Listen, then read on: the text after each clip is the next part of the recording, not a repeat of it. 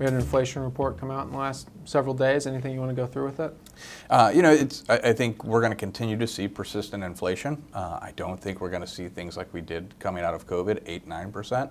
I think 4 to 5 is certainly likely. 3 to 4 is probably most likely.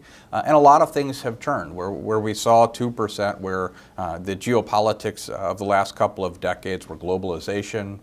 You had the third world and second world, those labor forces really coming on to the market and being the demographics being in favor of reducing inflation as labor costs came down. You had the fracking revolution. There was a lot of things that were helping keep inflation down relative to the amount of monetary stimulus that was being created during that time.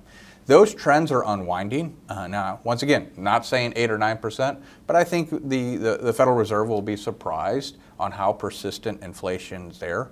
They are above where inflation is coming at right now, so for their standpoint, they don't need to raise rates, and they do have some room to cut, but I think they're going to see somewhere between 3 or 4%, and I think that's actually good long term because it's forcing people to actually look at how are they making investment decisions and not just getting exposure to some market factor. It's how do we create value? How do we reduce our consumption because of these factors? So I think in the long term, that's good, but I don't think the Fed is raising rates, and I don't think they're going to aggressively cut them, but they could if we were all of a sudden to see that labor market. So I think we're in a pretty good position. It's just going to feel like a grind as we go through this. Mm-hmm.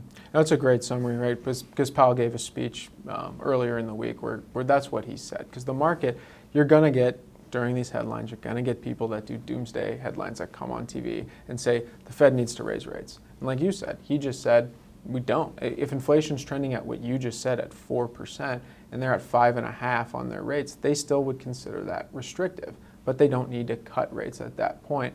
And the market's starting to understand that the expectations of rates going from 2 to 3 cuts this year to 1, 2, and eventually if the market's doing well, labor market's doing well too, and they don't have to cut rates, I think the market's starting to understand that that's a possibility now. And that wouldn't necessarily be bad for the market if they don't have to cut rates. I think the C-suite, which is going to have a lot of options, can't count on the Fed being aggressive on their cutting for their stock price.